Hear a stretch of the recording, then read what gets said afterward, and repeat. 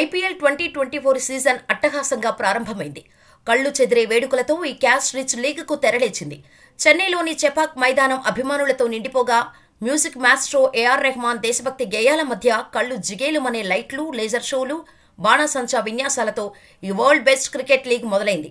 AR రెహమాన్తో playback singer Sonu Nigam తన పాటలతో అభిమానులను ఆకట్టుకున్నాడు.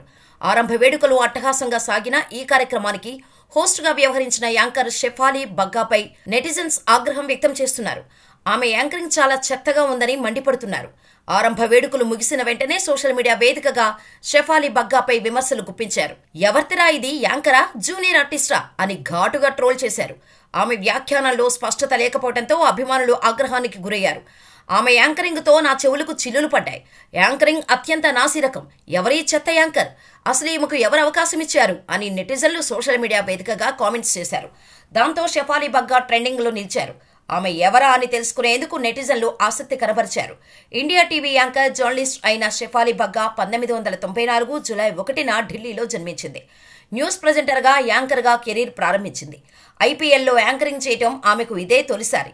ఇటీవలే శ్రీలంకలో ముగిసిన లెజెండ్స్ క్రికెట్ ట్రోఫీ టోర్నీకి ఆమె యాంకర్గా వ్యవహరించింది.